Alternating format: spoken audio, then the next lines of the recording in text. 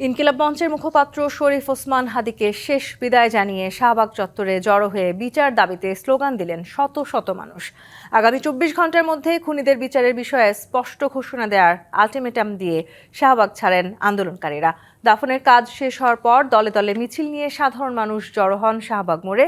যোগ দেন ইনকিলাব মঞ্চের সদস্য ও ওসমান হাদির পরিবারের সদস্যরাও। এ সময় হাদি হত্যা বিচারের দাবি জানান তারা। দেশের বিভিন্ন প্রান্ত থেকেও এই বিক্ষোভে যোগ দিয়েছেন অনেকেই। হাদি হত্যার বিচারের দাবিতে অনড় অবস্থানে তার সহযোদ্ধা ও সমর্থকরাও। পাশাপাশি খুনের পরিকল্পনার সঙ্গে যারা জড়িত সবাইকে বিচারের আওতায় আনারও দাবি জানিয়েছে সংগঠনটি। রবিবার সোয়া ৫টার মধ্যে সরকারের কোনো জবাব না আসলে আবারও অবস্থান নেওয়ার হুঁশিয়ারি দেওয়া হয়। স্বরাষ্ট্র উপদেষ্টা এবং প্রধান উপদেষ্টার বিশেষ সহকারীকে মানুষের সামনে এসে জবাব দিতে না পারলে পদত্যাগ করতে হবে বলেও আলটিমেটাম দেওয়া হয়। ইনকিলাব মঞ্চের কর্মসূচি নিয়ে বিস্তারিত জানাতে শাহবাগ থেকে আমাদের সাথে যুক্ত হচ্ছেন সহকর্মী শুভ খান। শুভ, ইনকিলাব মঞ্চের কর্মসূচিতে বক্তারা কি বলেছেন?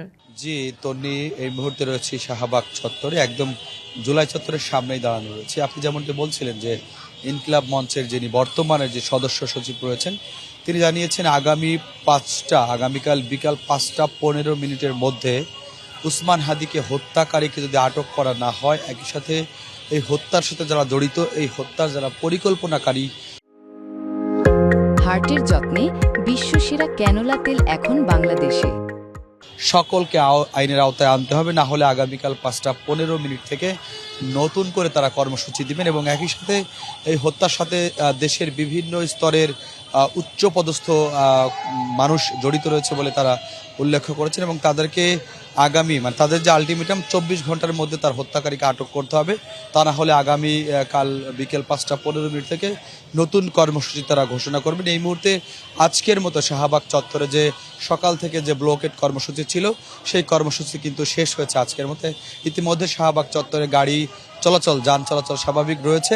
যদি আপনাদেরকে বলি যে আসলে সকাল থেকেই যে কর্মসূচি এখানে ছিল সেখান থেকে কিন্তু একটাই স্লোগান ছিল যে উসমান হাদির যে হত্যাকারী তাদেরকে বিচার করতে হবে। একই সাথে উসমান হাদির মতো একজন তরুণ নেতা যিনি জুলাই অভ্যুত্থানের সামনের সারির একজন যোদ্ধা ছিলেন, যিনি আপনারা জানেন যে ঢাকা ৮ আসনে একজন স্বতন্ত্র প্রার্থী ছিলেন এবং ইনকিলাব মঞ্চের মুখপাত্র ছিলেন কিন্তু উসমান হাদি।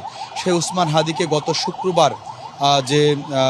শুক্রবার জুম্মার নামাজের পরে তার যে নির্বাচনী এলাকা সেখানে কিন্তু তিনি প্রচারণা করছিলেন, নির্বাচনী প্রচারণা। তার প্রচারণার কিছুক্ষণ পরেই কিন্তু তাকে বাইক থেকে কে বা কারা অতর্কিতভাবে গুলি করে এবং সেই গুলির পরে কিন্তু তিনি গুরুতর আহত হন। তারপর তাকে কিন্তু ঢাকা মেডিকেল হাসপাতালে নিয়ে আসা হয়, এরপরে কিন্তু তাকে নিয়ে যাওয়া হয় এভার কেয়ারে। সর্বশেষ যদি বলি যে আজকে আপনারা জানেন যে সংসদ ভবনে তার নামাজের জানাজা শেষে ঢাকা বিশ্ববিদ্যালয়ের যে কেন্দ্রীয় মসজিদ সেখানে কিন্তু কবি কাজী নজরুল ইসলামের সমাধির পাশেই তাকে কিন্তু দাফন করা হয়েছে।